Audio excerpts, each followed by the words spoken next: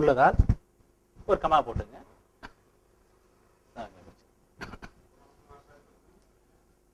Sir உள்ளதால் குரு செய்ய வேண்டிய 10ஆம் வீட்டு வேலையை சுக்கிரன் செய்யும்.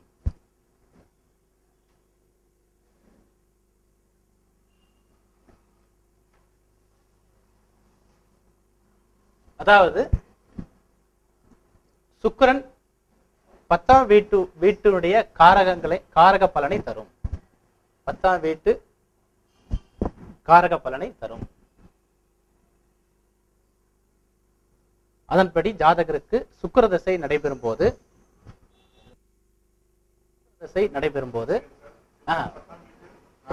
காரக பலனை தரும்.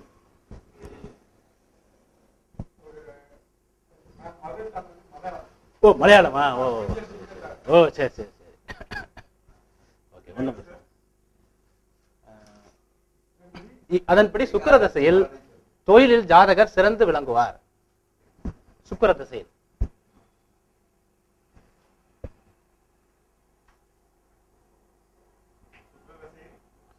தொழிலில் ஜாதகர் சிறந்து விளங்குவார்.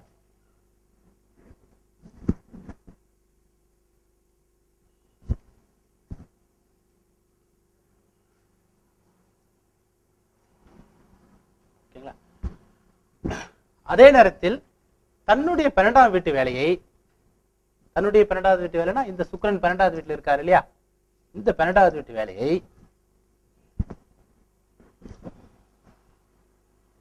தன்னுடைய 12ஆம் வீட்டு வேலை தன்னுடைய சாரத்தில் உள்ள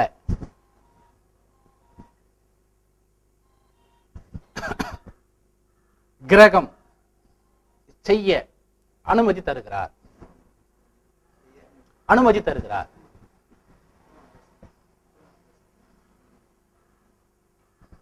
அது உங்களுக்கு புரியலனால பரவாயில்ல, ரொம்ப வேகமா எழுத முடியாதவங்க சிரமப்பட வேண்டியதில்லை. ஏன்னா உங்க வீடியோலாம் எடுக்கிறீங்க, பின்னாடி விட்டு நீங்க கேட்டுக்கலாம். இல்ல நோட்ஸ் எடுக்காம இருக்குது நல்லதா? கரெக்ட் கரெக்ட் சொல்லுங்க. நோட்ஸ் ரொம்ப இது வேணா, எல்லாமே புக்ல இருக்கு.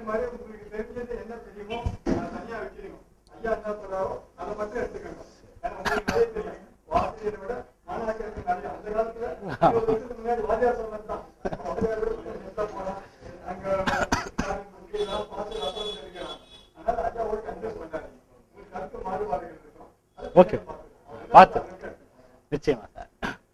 அதனால இங்க இப்ப சூரியன் பாத்தீங்கன்னா, சூரியன் சுக்கிரனுடைய சாரத்தில் இருக்கிறதால 12, அதான் இந்த மாதிரி எழுதிட்டீங்கன்னா ஈஸியா புரிஞ்சிடும். இதுக்கு அர்த்தம் என்னன்னா, ஒவ்வொரு பிளானட்டும், அதாவது இந்த மாதிரியே போட்டுடலாம் நீங்க. 2, 10, 12. அதாவது குரு 2வது வீட்டு வேலை செய்வார், சுக்கிரன் 10வது வீட்டு வேலை செய்வார், சூரியன் 12வது வீட்டு வேலை செய்வார். இந்த 12வது வீடுனா என்ன, 10வது வீடுனா என்ன சொல்லிட்டு நான் திரும்ப இப்ப நான் லைனா எடுத்துருவேன். நான் இது இன்ட்ரோடக்ஷன், அதாவது இப்ப நான் நடத்துறது உயர்கணித சார ஜோதிடன்னு, அதனுடைய இன்ட்ரோடக்ஷன் தான் இது. எப்படி சூரியன் பாத்தீங்கன்னா உங்களுக்கு 12வது வீட்டு வேலை சார், மேல குரு சார். குரு சூரியனுடைய சாரத்தில் இருக்கு இல்லையா, அதாவது இது கிரகம், அது நின்ற நட்சத்திரம் சார். இது கிரகம், இது நட்சத்திரம். அதாவது ஒவ்வொரு கிரகம் எந்த நட்சத்திரத்தில் உள்ளதோ அதற்கு தகுந்த மாதிரி தன்னை மாற்றிக் கொள்கிறது. இதுக்கப்புறம் என்னன்னு பாத்தீங்கன்னா, இந்த நட்சத்திரங்கிறது பெரிய பேண்ட் தான். ஓகே, நட்சத்திரங்கிறது பெரிய பேண்ட்ங்கிறதால இந்த நட்சத்திரத்தை நம்ம 9 பகுதியா பிரிக்கிறோம். அதாவது ஒவ்வொரு நட்சத்திரத்துக்கும் ஒரு அதிபதி இருக்கு சார். ஓகேங்களா? உதாரணத்துக்கு மக நட்சத்திரத்துக்கு அதிபதி யார் சார்? சுக்கிரனா? கேது. புனர்பூச நட்சத்திரத்துக்கு அதிபதி யார் சார்? குரு. இந்த மாதிரி ஒவ்வொரு நட்சத்திரத்துக்கும் ஒரு அதிபதி இருக்கு. ஓகேங்களா? அந்த ஒரு நட்சத்திரம், புனர்பூச நட்சத்திரம்னா அந்த நட்சத்திரத்துடைய அதிபதி குரு. ஆனா புனர்பூச நட்சத்திரம் முழுக்க முழுக்க குருவுக்கே சொந்தம் இல்லை, அது 9 கிரகத்துக்கு சொந்தம் இருக்கு. எப்படின்னு கேளுங்க. புனர்பூச நட்சத்திரத்துல ஒருத்தர் பிறகுறார். புனர்பூச நட்சத்திரம் காலையில 10 மணிக்கு ஆரம்பிச்சு மறுநாள் காலையில ஒரு 11 மணிக்கு முடியுதுன்னு வச்சுக்கோங்களேன். மறுநாள் இதுக்கு இடையில பிறக்கிற குழந்தையோட தசை என்ன தசை சார்? இந்த 10 மணில இருந்து 11 மணிக்குள்ள ஒரு குழந்தை பிறக்குதுன்னா அதுக்கு ஆரம்ப தசை என்ன தசையா இருக்கும்? குரு தசை. இங்க பிறந்தாலும் குரு தசை தான், இங்க பிறந்தாலும் குரு தசை தான், அங்க பிறந்தாலும் குரு தசை தான். இப்போ ஒரு கேள்வி கேட்கிறேன். 10:40க்கு ஒரு குழந்தை பிறகுது. இதுக்கு என்ன தசை என்ன புத்தி சார்? சுய புத்தியிலே இருக்கும். ஓகேங்களா? சரி, 2 மணிக்கு ஒரு குழந்தை பிறகு சார், தோராயமா சொன்னா போதும், ரொம்ப அக்யூரேட்டா நமக்கு தேவையில்ல. என்ன தசை என்ன புத்தியா இருக்கு சார்? குரு தசை, சனி புத்தியோ அல்லது புதன் புத்தியா இருக்கும். அதாவது என்னன்னு பாத்தீங்கன்னா, இந்த கடைசியா 10:50க்கு ஒரு குழந்தை பிறகு மறுநாள் என்ன புத்தியா இருக்கும் சார்? ராகு புத்தி. அப்ப என்னன்னு பாத்தீங்கன்னா, இந்த நட்சத்திரம் ஒண்ணுதான். இந்த நட்சத்திரத்துல 9 கிரகத்துக்கு பங்கு இருக்கு. ஓகேங்களா? சீஃப் மினிஸ்டர் தான், எல்லா துறையும் வச்சுக்கல இருக்காங்க இல்லையா? அதே மாதிரிதான் என்னன்னு பாத்தீங்கன்னா, இந்த நட்சத்திரம் அப்படிங்கிறது இது குருவோட நட்சத்திரமா இருந்தாலும் இதுல 9 கிரகத்துக்கு பங்கு இருக்கு. இந்த பங்கு எப்படி கண்ணாபண்ணான்னு கொடுத்துடுறோமா? இல்ல. குரு தசையில சூரிய புத்தி அதிகமா இருக்குமா, குரு தசையில சுக்கிர புத்தி அதிகமா இருக்குமா சார்? சுக்கிர புத்தி அதிகமா இருக்கு. ஏன்னா சுக்கிரனுடைய தசை அதிகமா இருக்கிறதால ஒவ்வொரு கிரகத்தோட தசை காலம் என்னவோ அதற்கு தகுந்த மாதிரி அதனுடைய புத்தி காலமும் அதிகரிக்கும். ஒவ்வொரு தசையிலும் வரக்கூடிய புத்தியோட காலகட்டத்தில் அதிகமா இருக்கும். இப்ப உதாரணத்துக்கு ஃபர்ஸ்ட் இந்த புனர்பூச நட்சத்திரத்துல ஆரம்பிச்ச உடனே ஒரு குழந்தை பிறந்துச்சுன்னா அதுக்கு குரு தசை, குரு புத்தி. ரெண்டாவது என்ன வரும் சார்? சனி. மூணாவது புதன். நாலாவது கேது. இந்த மாதிரியே போயிட்டு கேது, சுக்கிரன், சூரியன், சந்திரன், செவ்வாய், ராகு. இந்த வரிசை வந்து தசை வரிசை. இந்த வரிசை பிரகாரம் தான் ஒவ்வொரு நட்சத்திரத்துக்கும் ஒரு டிவிஷன் இருக்கு, சப்டிவிஷன். இந்த சப்டிவிஷனுக்கு பேர் தான் சப்லாடுன்னு பேர் சார். அதாவது ஒரு நட்சத்திரத்தை 9 பகுதியா பிரிச்சு, 9 பகுதினா 9 பகுதி சமமா இருக்காது. ஒரு பகுதி அதிகமாகும், இன்னொரு பகுதி கம்மியாகும். எப்படி அதிகமா இருக்குன்னு பாத்தீங்கன்னா, தசைக்கு தகுந்த மாதிரி. இந்த சப்லாடுங்கிறத நம்ம புரிஞ்சுக்கிட்டா, ஏன்னா முதல்ல சப்லாடுங்கிறது தான் நிறைய பேருக்கு புரியாது. அதை புரிஞ்சுக்கிட்டு அதை பார்த்து ஒரு பயம் இருக்கும். இங்க அதை பத்திலாம் ரொம்ப கவலைப்பட வேண்டியதில்லை. ஒரு நட்சத்திரத்தை 9 பகுதியா பிரிக்கிறோம். அந்த 9 பகுதியா பிரிக்கும் போது ஒவ்வொரு கிரகத்துக்கு தசை வரிசை பிரகாரம் தான் இருக்கு நட்சத்திரத்துல. அதாவது இந்த புனர்பூச நட்சத்திரம் வந்து பாத்தீங்கன்னா உங்களுக்கு 20 டிகிரில ஆரம்பிக்குது. 20 டிகிரில ஆரம்பிச்சு இந்த இடத்துல, அதாவது மிதுன ராசியில முடிஞ்சு போயிட்டு மீண்டும் கடக ராசியில ஒரு 3 டிகிரி 20 மினிட் இருக்கு.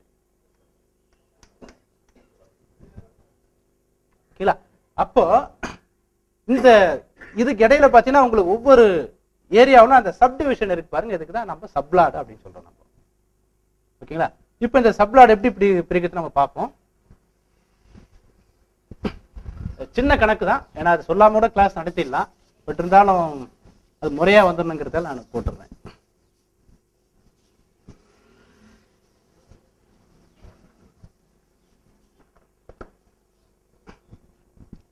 Okay sir. ஒரு நட்சத்திரம் முதல்ல ஒரு ராசி மண்டலம்ங்கிறது எவ்வளவு அப்படின்னு பாத்தீங்கன்னா 360 டிகிரி சார். மண்டலம் 360 டிகிரி. ராசி மண்டலம்னா என்ன? அது 12 ராசிகள் அடையுது. அது வட்டமா இருக்கு. நம்ம என்ன பண்றோம், நம்ம வசதிக்காக நம்ம சதுரமா போட்டுட்டு இருக்கோம். ஒரு வட்டங்கிறது 360 டிகிரி தான். வட்டமா இருந்தாலும் சரி, சதுரமா இருந்தாலும் சரி, செவ்வகமா இருந்தாலும் சரி, முக்கோணமா இருந்தாலும் சரி, ஒரு புள்ளியில ஆரம்பிச்சு எங்கேயாவது போயிட்டு மீண்டும் அதே புள்ளிக்கு வருது பாத்தீங்களா? இது 360 டிகிரி. அதுதான் ராசி மண்டலம் 360 டிகிரி. அதுல ஒரு ராசி எவ்வளவு பாகை சார்? 30 டிகிரி. ஒரு நட்சத்திரம் எவ்வளவு பாகை சார்?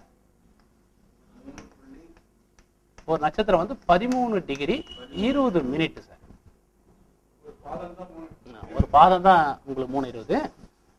ஒரு நட்சத்திரம் வந்து 13 டிகிரி 20 மினிட் இல்ல. அதுல ஒரு பாதம் அப்படிங்கிறது தான் 3 டிகிரி 20 மினிட். இப்ப என்னன்னு பாத்தீங்கன்னா, இந்த 13 டிகிரி 20 மினிட்ல 9 கிரகத்துக்கு பங்கு இருக்கு. நல்லா புரிஞ்சுங்க. இந்த 13 டிகிரி 20 மினிட்ல 9 கிரகத்துக்கு பங்கு இருக்கு. என்ன அளவுல இருக்குன்னு பாத்தீங்கன்னா, சூரியனுக்கு 6 பங்கு, சந்திரனுக்கு 10 பங்கு, ராகுக்கு 18 பங்கு, குருவுக்கு எவ்வளவு பங்கு சார்? 16 பங்கு. இது மாதிரி இருக்கு. மொத்த பங்கோட எண்ணிக்கை எவ்வளவுன்னு பாத்தீங்கன்னா 120. ஓகேங்களா? அதாவது இத 120 பகுதி, இதுல 120 பகுதியா பிரிச்சு அதுல 6 பங்கு சூரியனுக்கும் 10 பங்கு சந்திரனுக்கும் கொடுக்கணும். ஆக்சுவலா இப்படியே இருந்தா நம்ம பிரிக்கிறது ரொம்ப கஷ்டம். அதாவது நம்ம கிட்ட ஒரு 13,000 ரூபாய் நோட்டோ 2 100 ரூபாய் நோட்டோ இருக்குன்னு வச்சுக்கோங்களேன். ஒரு 9 பேர் பிரிச்சு கொடுக்கணும். பிரிச்சு கொடுக்குறதுங்கிறது ரொம்ப கஷ்டம். நேரா போயிட்டு அந்த 1000 ரூபாய் நோட்டை கொடுத்துட்டு 100 ரூபாய் நோட்டையும் கொடுத்துட்டு எல்லாம் 1 ரூபாய் நோட்டை வாங்கிட்டீங்கன்னா பிரிச்சு கொடுக்குறது ஈஸி. அந்த வகையில நம்ம என்ன பண்றோம்னா இந்த 13 டிகிரி 20 மினிட் இந்த டிகிரி வந்து மினிட்டா மாத்திரம். சரிங்களா? அதுல ஒரு டிகிரி ஈக்குவல் டு எவ்வளவுன்னு பாத்தீங்கன்னா 60 மினிட். ஒரு மினிட் ஈக்குவல் டு எவ்வளவுன்னு பாத்தீங்கன்னா 60 செகண்ட் அப்படின்னு ஜென்ரலா ஒரு கணக்கு. அதாவது இந்த ரேடியஸ் டெசிமல் அப்படின்னு 2 கணக்கு இருக்கு சார். நம்ம ஒரு விஷயத்தை அளவிடும் போது ரேடியஸ் டெசிமல் அப்படிங்கிறது. ரேடியஸ்ங்கிறது என்ன அப்படின்னு பாத்தீங்கன்னா 6 மடங்கா போகக்கூடிய ரேடியஸ். எது எதெல்லாம் 6ஆல வகுக்கக்கூடியதோ அதெல்லாம் ரேடியஸ். எது எதெல்லாம் 10ஆல வகுக்கக்கூடியதோ அது டெசிமல், தசமம்னு சொல்லுவோம். அதாவது 1, 10, 100, 1000 அப்படி போனீங்கன்னா அது தசமம். ஆனா அந்த ரேடியஸ் என்பது என்னன்னு பாத்தீங்கன்னா இந்த வட்டத்தை அளவிடும் போது அது 360 டிகிரிங்கிறதால அது 6ஆல வகுக்கிற மாதிரி நம்ம கணக்கு போட்டா தான் ஈஸியா இருக்கும். அதனாலதான் 12 மணி நேரம் கொண்டது பகல், 12 மணி நேரம் கொண்டது இரவு, ஒரு நாளைக்கு 24 மணி நேரம், ஒரு மணிக்கு 60 நிமிஷம், ஒரு நிமிஷத்துக்கு 60 செகண்ட். இது இங்கிலீஷ்காரன் கணக்கு. இப்ப பழைய கணக்கு என்ன? ஒரு நாளைக்கு 60 நாழிகை இருக்குல்ல சார். ஒரு நாழிகைக்கு 24 நிமிஷம், ஒரு நாழிகைக்கு 60 வினாடி. எல்லாமே பார்த்தீங்கன்னா 60 மடங்கா போகுது. இதை வச்சுதான் நம்ம என்ன பண்றோம், டசன் வாழைப்பழம் தாங்க, டசன் அப்படின்ற கான்செப்ட் கொண்டாங்க. டசன்னா 12. அதாவது ஒவ்வொரு கான்செப்டுக்கும் ஒரு அளவுகோலை வச்சிருக்கும் போது இந்த ரேடியஸ் என்பது 6ஆல வகுக்கிற மாதிரி, இது 100ஆல, அதாவது 10 மடங்கா இல்லாம 6 மடங்கா இருக்கக்கூடியது. ஓகேங்களா? சரிங்க சார். அந்த வகையில ஒரு நட்சத்திரம் ஈக்குவல் டு 13 × 60 போடலாம், இதை பிளஸ் 20 போட்டுடலாம் இதை. ஓகேங்களா? 13 × 60 இந்த டிகிரியை மினிட்டா மாத்திடுறோம். ஏற்கனவே மினிட்டாவே இருக்கு. ஓகேங்களா? மாத்தும் போது என்ன வரும்னா இதை பெருக்கும் போது 780 பிளஸ் 20 மொத்தமா கூட்டும் போது 800 மினிட் ஆகும். அதாவது ஒரு நட்சத்திரம் என்பது 800 மினிட்டுகளை கொண்டது. சரி, இந்த மினிட்டும் நமக்கு பத்தாது. ஏன்னா இப்ப 1000 ரூபாய் நோட்டா 100 ரூபாய் நோட்டா மாத்தாச்சு. 100 ரூபாய் 10 ரூபாய் நோட்டா மாத்தோம்னா இந்த மினிட்டுக்கு அடுத்த சப்டிவிஷன் என்ன அப்படின்னு பாத்தீங்கன்னா செகண்ட். அப்ப என்ன போடலாம்னா 800 × 60 போட்டீங்கன்னா 48,000 வரும் சார் செகண்ட். ஒரு நட்சத்திரம் என்பது 48,000 செகண்டுகளை கொண்டது. நட்சத்திரம்னா என்னன்னு பாத்தீங்கன்னா வான மண்டலத்துல இப்படி இருக்குத 27 டிவிஷனா நீங்க பிரிச்சீங்கன்னா இந்த மாதிரி பிரிச்சீங்கன்னா இதான் ஒரு நட்சத்திரம். இது 13.20 13 டிகிரி 20 மினிட் இருக்கு. ஓகேங்களா? இந்த 13 டிகிரி 20 மினிட்டை நம்ம முதல்ல என்ன பண்றோம், 13ஆ பிரிச்சு அந்த ஒரு டிவிஷன் 60ஆ பிரிச்சு அதுக்கப்புறம் வர ஒரு டிவிஷனை முன்ன 60ஆ பிரிக்கும் போது மொத்தம் ஒரு நட்சத்திரத்துக்கு 48,000 செகண்ட் இருக்கு. புரிதா பாருங்க? புரியணும்னு கட்டாயம் இல்லை. புரிஞ்சா கொஞ்சம் கிரியேட்டிவிட்டி வரும். இது புக்ல நான் இதை இப்ப நான் நடத்துறதை விட புக்ல இன்னும் தெளிவா எழுதிருப்பேன். ஓகேங்களா? சரி, என்னன்னு பாத்தீங்கன்னா இதுல சூரியனுடைய பங்கு எவ்வளவு, சந்திரன் எவ்வளவுன்னு பார்க்கணும் நம்ம. இந்த 48,000 செகண்ட்ல 120 டிவிஷன் இருக்கு. ஓகேங்களா? அதாவது 48,000 செகண்ட் ஈக்குவல் டு 120 பங்குகள். 120 பங்கு. ஒரு பங்கு எவ்வளவு அப்படின்னு பாத்தீங்கன்னா 48,000 டிவைடட் பை 120 பெருக்கினா 400 வரும். 400 செகண்ட்.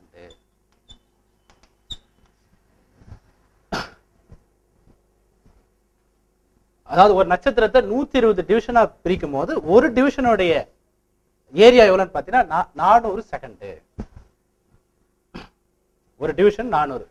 இப்போ சூரியனுடைய அளவு எவ்வளவு இருக்குன்னு பாத்தீங்கன்னா சூரியனுக்கு 6 வருஷங்கிறதால 6 பங்குங்கிறது 6 × 4 2400. சூரியன், அதாவது ஒரு நட்சத்திரத்துல சூரியனுடைய அளவு. ஒரு நட்சத்திரங்கிறது இப்படி இருக்குன்னா உதாரணத்துக்கு பரணி அப்படின்னா சுக்கிரன் பெருசா இருக்கும். இது சுக்கிரன். சூரியன் இதுல 3ல ஒரு பங்கு தான் இருக்கும். இது சூரியன். சந்திரன் இதோட கொஞ்சம் பெருசா இருக்கும், ஏன்னா 10 வருஷங்கிறதால. இந்த மாதிரி பார்க்கும்போது சூரியனுக்கு 2400 செகண்ட் தான் சூரியனுடைய அளவு ஒரு நட்சத்திரத்துல. இதை வந்து நம்ம என்ன பண்ணலாம்னா, நம்ம இது வந்து செகண்டா இருக்கு, இது டிகிரியா மாத்தலாம். எப்படி டிகிரியா மாத்தலாம் அப்படின்னா, இது 60ஆல வகுத்தீங்கன்னா மினிட்டா போயிடும். 60ஆல வகுத்தா என்ன வரும்னா 4 24 0 இங்கே 0. அப்ப சூரியன்கிறது எவ்வளவு வருதுன்னா 0 டிகிரி. இது 60ஆல வகுத்தா மினிட்டா தானே வரும். 40 மினிட் தான் சூரியனுடைய அளவு.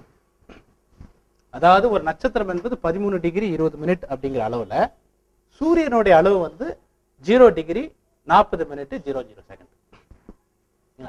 இப்ப சந்திரன் என்ன வரும் சொல்ல முடியுமா? சந்திரன் வரும்போது என்னன்னா அதே மாதிரி 10 × 4000. 4000 அதே மாதிரி நீங்க 60ஆல வருங்க. 60ஆல வரும்போது எவ்வளவு வருதுன்னு பாத்தீங்கன்னா உங்களுக்கு 3000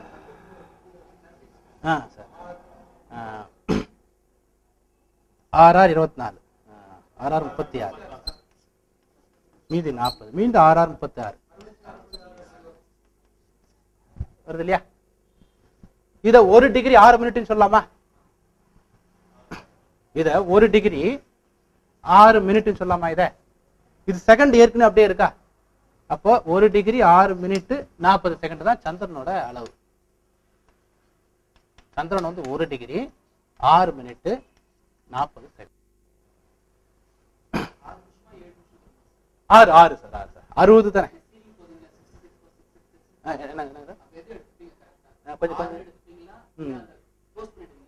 இல்ல இது புள்ளி எதுவும் விழாது. எப்படி விழும் சொல்லுங்க போனா? வராது. எப்படி வராது?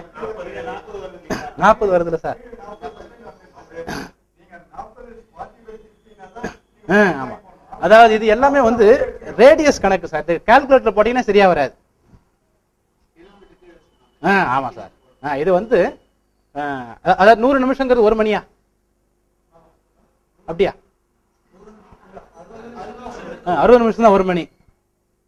அப்ப 100 நிமிஷங்கிறது 1.5 மணியை விட கொஞ்சம் அதிகம், 1.25 மணியை விட கொஞ்சம் கம்மி அப்படின்னு சொல்றோம் இல்லையா? ஆனா 100 பைசாங்கிறது 1 ரூபாய் தான். ஏன்னா அது டெசிமல், இது ரேடியஸ்.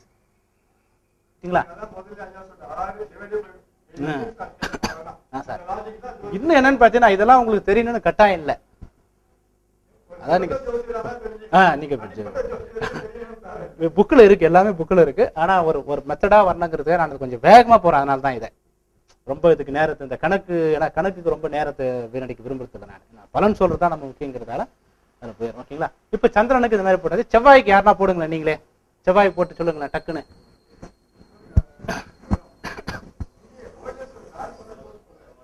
தானே போட்டுருவாருல?